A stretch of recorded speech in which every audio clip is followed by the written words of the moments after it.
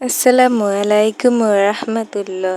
সুপ্রিয় ইসলামে আলোর দর্শক মণ্ডলী, আশা করি আল্লাহর অশেষ রহমতে আপনারা সবাই ভালো আছেন। আজকে আমরা এই ভিডিওতে কিয়ামতে একটি বড় নিশানা সম্পর্কে বিস্তারিত জানার চেষ্টা করব। এটি বাস্তব সত্য যে কিয়ামত আসার আগে এমন মানুষের আবির্ভাব হবে যারা অনেক বেশি শক্তিশালী হবে। তাদের সাথে লড়াই করার মতো শক্তি কারোর কাছেই থাকবে না। এরা জমিনের উপরে উপস্থিত থাকা সমস্ত পানিকে পান করে নেবে, সমস্ত রকম ফল ও ফসলকে খেয়ে নেবে। যে কেউ তার রাস্তাতে আসবে তারা সকলকে ধ্বংস করে দেবে। তাদের কথা আমরা ছোটবেলা থেকে শুনে আসছি, আর আজকে এই ভিডিওতে আমরা এদের সম্বন্ধে কথা বলতে চলেছি, মানে ইয়াজুজ ও মাজুজের সম্পর্কে। আপনি ইয়াজুজ এবং মাজুজের সম্পর্কে তো অনেক কিছুই শুনেছেন, কিন্তু আজকে আমরা তাদের সম্পর্কে যে বর্ণনা আপনাদের সামনে উপস্থাপন করব সেটা বলতে পারেন খুব সামান্যই আপনাকে এর আগে অনেকেই শুনিয়েছে। আল্লাহ তাআলার বর্ণনা সূরা তহা এবং সূরা আম্বিয়াতে পড়েছেন। তো আজকে এই ভিডিওতে আমরা ইয়াজুজ মাজুজের সম্বন্ধে অনেক সমস্ত হৃদয় আকৃষ্ট এবং আশ্চর্য ও সত্য ঘটনা জানতে চলেছি। ইয়াজুজ মাজুজ কারা ছিল, এদের আকৃতি কেমন ছিল এবং কোথায় বসবাস করে আর কোথায় তারা বেরিয়ে আসবে, আরও নানান কিছু থাকবে এই ভিডিওতে অনেক কিছুই বলা হবে। তার আগে ভিডিওগুলো ভালো লাগলে একটি লাইক করে দিবেন ও চ্যানেলে নতুন হয়ে থাকলে চ্যানেলটি অবশ্যই সাবস্ক্রাইব করে দিবেন। এই পৃথিবীতে 4 জন এমন বাদশাহ এসেছিলেন যারা নিজের সময়ে সম্পূর্ণ পৃথিবীতে শাসন করেছিলেন।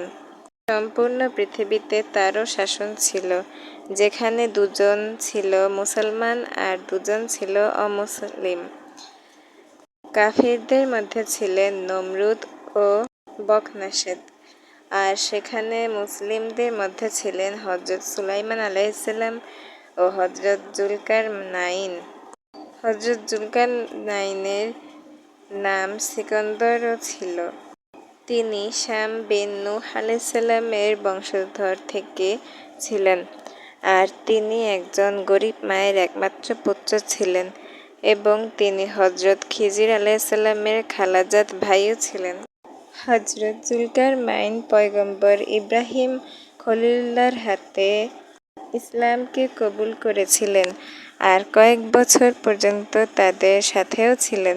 মনে রাখবেন, তিনি নবী তো ছিলেন না, কিন্তু নেক মানুষ ছিলেন আর যার উপর আল্লাহ রাব্বুল আলামিনের রাজি ছিলেন। কুরআন মাজিদে হামিদের সূরা কাহফে হযরত জুলকারনাইন আলাইহিসসালাম এর 3টি সফরের সম্পর্কে বিস্তারিতভাবে বর্ণনা করা হয়েছে। আর তিনি 3টি বড় খুব সুন্দর সফর করেছিলেন, আর সেই 3 সফরের কেমন অবস্থা ছিল সেটিকে আমরা আপনাদের সামনে তুলে ধরব, আর যেগুলো খুবই আশ্চর্য ও অদ্ভুত করে দেওয়ার মতো ছিল।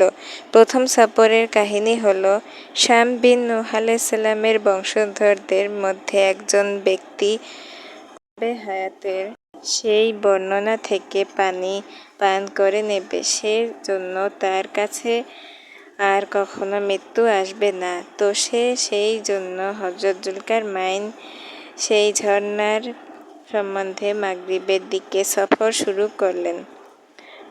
আর তখন আপনার সঙ্গে হযরত খিজির আলাইহিসসালামও ছিলেন। হযরত খিজির আলাইহিসসালাম আবে হায়াত নামের সেই ঝর্ণার কাছে পর্যন্ত পৌঁছে গিয়েছিলেন আর তার পানীয় পান করে নিয়েছিলেন, কিন্তু হযরত জুলকারনাইন আলাইহিসসালামের ভাগ্যে এটি ছিল না, আর সেই জন্য আপনাকে আবে হায়াতের আর মিলল না।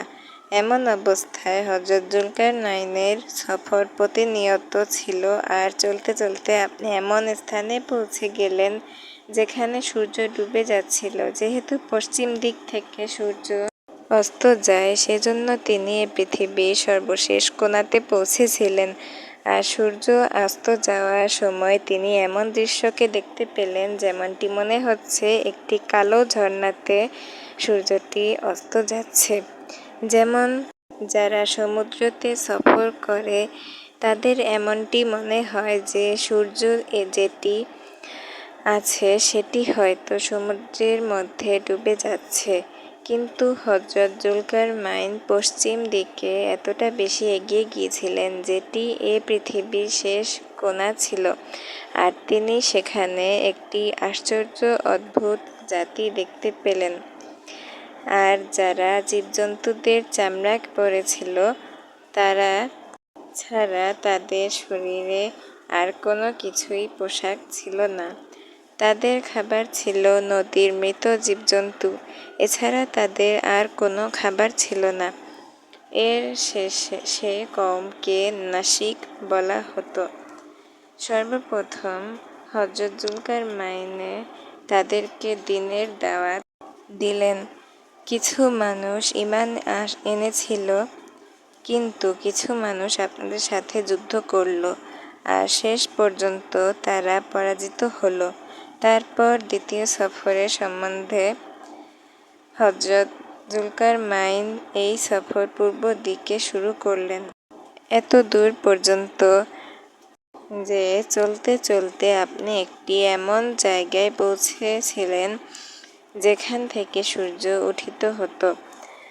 আপনি সূর্য উদয় হওয়ার স্থানে পৌঁছে গিয়েছিলেন, আর সেখানে দেখতে পেলেন এমন একটি জাতি আছে যাদের কাছে কোনো ঘর বা ইমারত নেই। তাদের অবস্থা এমন ছিল, যখন সূর্য অস্ত যেত তখন তার গুহার ভিতরে যেত, জমিনের ভিতরে প্রবেশ করে যেত, আর যখন সূর্য উদিত হতো তখন আবার নিজের গুহা থেকে বেরিয়ে রিজিকের সন্ধানে বেরিয়ে যেত। এদেরকে মুনশিক বলা হতো, কেননা এদের জাতির নাম ছিল মুনশিক। হযরত জুলকারনাইন আলাইহিসসালাম সেই মানুষগুলোর কাছে ইসলামের দাওয়াত দিলেন, আর এমনিভাবে কিছু মানুষ ঈমান নিয়ে আসলো আর কিছু মানুষ মুখ ফিরিয়ে নিল, আর আপনি তাদের সাথে যুদ্ধ করল। কিন্তু শেষ পর্যন্ত সেই মানুষগুলোকে জুলকারনাইন আলাইহিসসালাম পরাজিত করলেন। জুলকারনাইনের তৃতীয় সফর ছিল। সফরে চলতে চলতে পাহাড়ের মধ্যে গিয়ে পৌঁছে গেলেন, আর সেখানে বসবাসকারী মানুষদের আশ্চর্য অদ্ভুত অবস্থা ছিল। তাদের ভাষা খুবই অদ্ভুত রকমের ছিল। তাদের সাথে ইশারাতে কঠিনভাবে কথা বলা যাচ্ছিল। সেই মানুষেরা হযরত জুলকারনাইনের কাছে ইয়াজুজ মাজুজের অভিযোগ করল, আর তখন আপনার কাছে থেকে তারা সাহায্য চাইল আর বলল, আপনি আমাদেরকে এই জালিম শয়তানদের হাত থেকে রক্ষা করুন। আপনাদেরকে জানিয়ে রাখি, ইয়াজুজ মাজুজের সম্বন্ধে এমনটি বলা হয় যে এরা ইয়াফিজ বিন নূহ আলাইহিসসালামের ফ্যাসাদী গ্রুপ থেকে ছিল, আর তাদের সংখ্যা অনেক বেশি ছিল, যাদের অনুমান আপনি এই হাদিসে মুবারক থেকে দেখতে পারেন। হযরত আব্দুল্লাহ বিন উমর রাদিয়াল্লাহু তাআলা আনহু ইরশাদ করেছেন, জিন ও ইনসানের সেই 10টি অংশ আছে, আর তাদের মধ্যে 9টি অংশ ইয়াজুজ মাজুজের মধ্যে আছে, বাকি একটি অংশ মানুষের ভিতরে। এবার এই কথার উপরে আপনি খেয়াল করে দেখুন, যদি বর্তমান সময়ের পৃথিবীতে সব 7 বিলিয়ন মানুষ থাকে, তাহলে সে কথার মতে বর্তমান সময়ে পৃথিবীতে 70 বিলিয়ন ইয়াজুজ মাজুজের বসবাস করছে, আর তাদের সংখ্যা বৃদ্ধি পাচ্ছে। কিন্তু সেই সময়ে ইয়াজুজ মাজুজ বেরিয়ে আসবে, না জানি সেই সময় এই পৃথিবীতে কতজন মানুষ বসবাস করবেন। যাই বসবাস করবে মানুষের থেকে তার সব সময় 10 গুণ বেশি থাকবে, মানে মানুষ যা থাকবে ইয়াজুজ মাজুজ আদম আলাইসাল্লামের সন্তানদের মধ্য থেকে এসেছে। এদের মধ্যে পুরুষও হয়ে থাকে, আবার নারীও থাকে। এদের মোট 3টি দল আছে। একটি তাবিন, দ্বিতীয়টি তারিস ও তৃতীয়টি মুনশিক। এদের মধ্যে যারা মারা যায় তারা মোটামুটি নিজের 1000-এর মতো সন্তানদেরকে ছেড়ে তবেই মৃত্যুবরণ করে। এরা খুবই খতরনাক, বীভৎস ও জঙ্গলি প্রকৃতির, কেননা এরা জীবজন্তুদের মতো বসবাস করে। আর শুধুমাত্র আহারের সময় এরা বিশেষ মৌসুমে তাদের ঘর থেকে বেরিয়ে আসে আর সমস্ত ফসল, ফলফলাদি ও সবজি খেয়ে নেয় আর শুষ্ক জিনিসকে তাদের সঙ্গে করে বেঁধে নিয়ে যায়। মানুষ, জঙ্গলি জীবজন্তু এত দূর পর্যন্ত যে সাপ, বিচ্ছু, গিরগিটির মতোই এই ছোট বড় জানোয়ারদেরকেও এরা খেয়ে নেয়।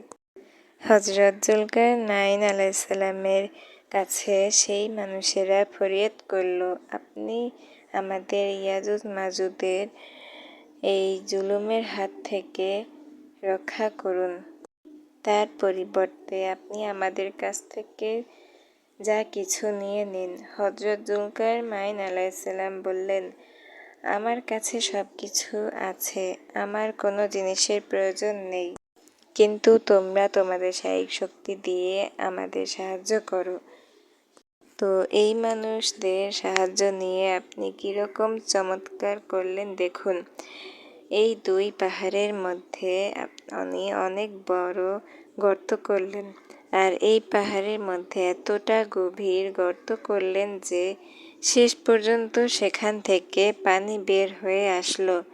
আর তারপর তিনি তার ভিতরে গলানো তামা এবং লোহার চাদরকে উপর এবং নিচ দিয়ে তার মধ্যে কাঠ এবং কয়লা ভরে দিলেন। আর তারপর তিনি সেখানে আগুন লাগিয়ে দিলেন। আর এই সঙ্গে দেওয়ালকে পাহাড়ের সমান উঁচু করে দিলেন। আর এই উঁচু পাহাড় এতটাই মজবুত হয়ে গিয়েছিল যে, কারণ সেখানে গলানো তামা উপস্থিত ছিল, আর যেটি মিশ্রিত হয়ে অনেক মজবুত একটি প্রাচীর এ পরিণত হলো। আর এটিকে একেবারে পাহাড়ের সর্বোচ্চ উঁচু পর্যন্ত বানিয়ে দেওয়া হলো।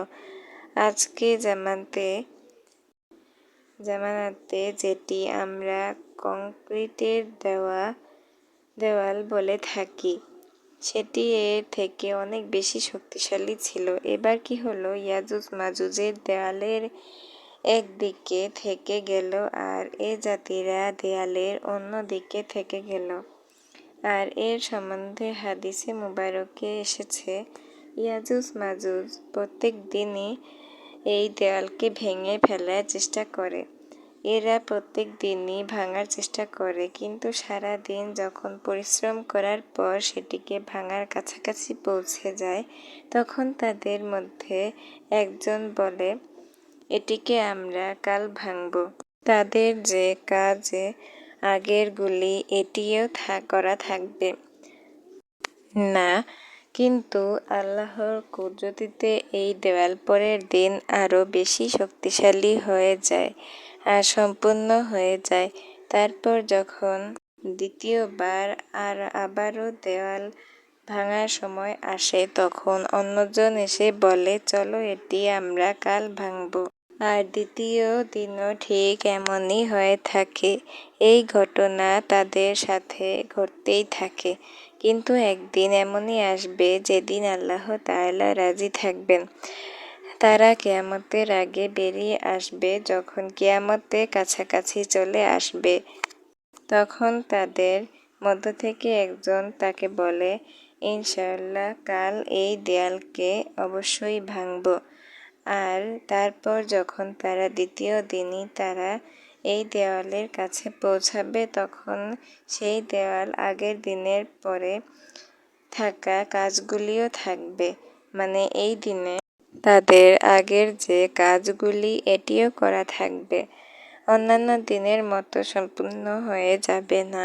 আর এটি ইনশাআল্লাহ আল্লাহ রব্বুল আলামিনের বরকতে হবে। আর এই দেওয়াল শেষ পর্যন্ত ভেঙে যাবে, আর তারপর সেই দেওয়ালকে ভেঙে তারা জনবসতিতে প্রবেশ করবে।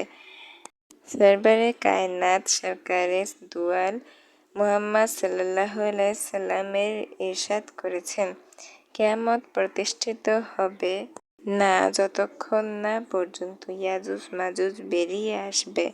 তো সামনের দিকে আমরা এগিয়ে যাওয়ার আগে আপনাদের বলে রাখি, যখন ইয়াজুজ মাজুজ বেরিয়ে আসবে তখন এই পৃথিবীর কেমন অবস্থা হবে।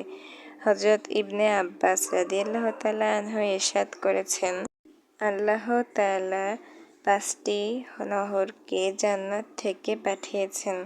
1 নম্বর জিহুন, 2 নম্বর হচ্ছে শিহুন, তৃতীয় নম্বর হচ্ছে দজলা, চতুর্থ নম্বর ফুরাদ, পঞ্চম দরিয়ায় আইনিল। আর এই 5টি দরিয়ার একটি ঝর্ণা থেকে বেরিয়ে এসেছে। আল্লাহ তাআলা হযরত জিবরিল আলাইহিসসালামের মাধ্যমে জান্নাতের এই ঝর্ণাকে পাহাড়ের ভিতরে আমানত করে রেখেছেন, আর পাহাড় থেকে এই নহরকে জমিনের দিকে প্রবেশ করিয়েছেন, আর যেখান থেকে মানুষজন বিভিন্ন রকমের লাভ উঠিয়ে চলেছেন।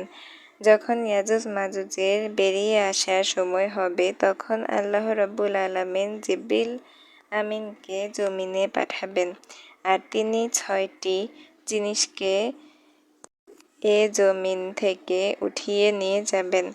আর সেই 6টি জিনিস কি হবে? রাতে এসেছে, কিয়ামতের পূর্বে ইয়াজুজ মাজুজের আসার আগে এই জিনিসগুলো পৃথিবী থেকে চলে যাবে। 1 নম্বর হচ্ছে কুরআনে পাক, 2 নম্বর হচ্ছে সমস্ত জ্ঞান, মানে মানুষের যে সকল জ্ঞান বুদ্ধি রয়েছে সেগুলো। তৃতীয় হচ্ছে হাজরে আসওয়াদ, চতুর্থ মাকরামে ইব্রাহিম, পঞ্চম মুসা আলাইহিস সালামের সিন্দুক ও ষষ্ঠ যে 5টি নহরের কথা বলেছিলাম সেই নহরকে উঠিয়ে নেওয়া হবে। আর যখনই এই জিনিসকে উঠিয়ে নেওয়া হবে তখনই এই দুনিয়াতে দিন ও বরকত উঠিয়ে নেওয়া হবে। তখন মানুষের বরকত থেকে একেবারে শূন্য হয়ে যাবে। আল্লাহু আকবার। ইয়া রব্বুল আলামিন, সেই দৃশ্য কেমন দেখতে হবে ভেবে দেখুন সামান্য সময়ের জন্য। হতেও পারে এমন সময় কিছু মানুষের মস্তিষ্কে একটি প্রশ্ন আসবে যে ইয়াজুজ মাজুজ দেখতে কেমন হবে, তাদের চেহারা কেমন হবে, তাদের চোখ কেমন হবে, তাদের চুল কেমন হবে। তো তার জবাব হলো, হাদিসে এসেছে তাদের শরীর চ্যাপ্টা আকৃতির অধিকারী হবে, তাদের ছোট ছোট চোখওয়ালা এবং তাদের চুল মোটা মোটা হবে। আর ইয়াজুজ মাজুজের আবির্ভাব সেই সময় হবে যখন ঈসা আলাইহিসসালাম দাজ্জালকে হত্যা করে ফেলবেন। দাজ্জালকে হত্যা করার পর হুকুমে ইলাহির পক্ষ থেকে হযরত ঈসা আলাইহিসসালাম এর কাছে আদেশ আসবে, মুসলমানদের কুহে তুরে উপর নিয়ে যাও। আর জন্য কেননা এবার এমন মানুষের আবির্ভাব ঘটবে তাদের সাথে যুদ্ধ করার শক্তি কারোরই থাকবে না। তারপর সেই ভয়ানক জাতি ইয়াজুজ মাজুজকে আবির্ভাব ঘটবে।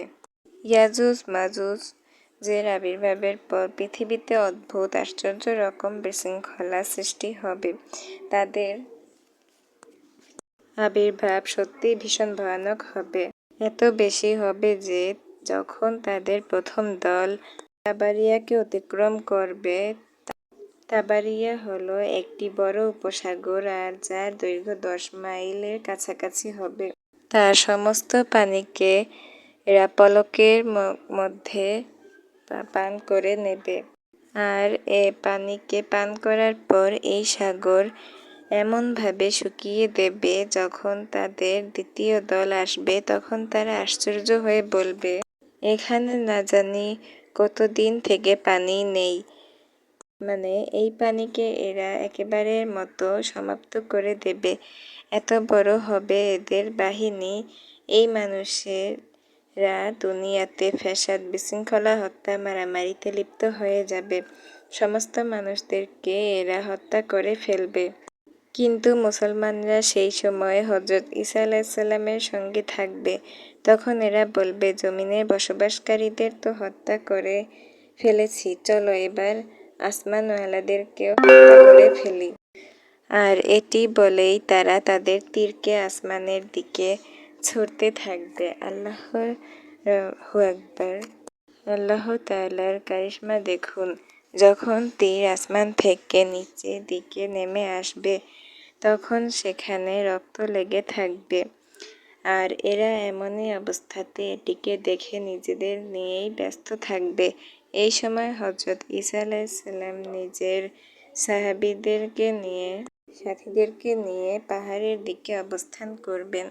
আর সেই সময় হযরত জিবরাইল আলাইহিসসালাম নিজের সাথীদের সঙ্গে নিয়ে আল্লাহ রব্বুল আলামিনের কাছে হাত উঠিয়ে দোয়া চাইতে থাকবেন। আর এই দোয়া আল্লাহ রব্বুল আলামিন কবুলও করে নেবেন। আর তারপর আল্লাহ তাআলা ইয়াজুজ মাজুজের গর্দানে একটি বিশেষ ধরনের পোকা সৃষ্টি করবেন। আর যার কারণে সকলের একেবারে মতো নষ্ট হয়ে যাবে। তাদের মৃত্যুর পর হযরত ঈসা আলাইহিসসালাম পাহাড় থেকে নিচে নেমে আসবেন। আর দেখবেন সমস্ত জমিনে তাদের লাশ পড়ে আছে। মানে এই জমিনে এতটা লাশ পড়ে থাকবে যে এখানে পা দেওয়ার মতো স্থান ফাঁকা থাকবে না। আর এর সাথে সাথে ভীষণ দুর্গন্ধ হবে। এবার এতগুলো লাশকে কোথায় দাফন করা হবে আর তাদের কিভাবে নিয়ে যাওয়া হবে? আল্লাহ তাআলার কারিশমা দেখুন, হযরত ঈসা আলাইহিসসালামের দোয়ার বরকতে আল্লাহ তাআলা কিছু এমন পাখিকে সৃষ্টি করবেন যাদের গর্দান উটের মতো হবে। তারা ইয়াজুজ মাজুজের এই শরীরকে উঠিয়ে নিয়ে যাবে সেখানে যেখানে আল্লাহ তাআলার ইচ্ছে হবে। আর এটি ততক্ষণ পর্যন্ত চলতে থাকবে যতক্ষণ পর্যন্ত তাদের অত্যাচারের সাজা পরিপূর্ণ না হবে। মানে মনে রাখবেন, এটি তো এই পৃথিবীতে মিলে থাকা সাজা, তাদেরকে জাহান্নামের ভিতরেও খুবই ভয়ানক আযাব হবে। কেননা তাদের গুনাহের পরিমাণ অনেক বৃদ্ধি পেয়ে গিয়েছিল।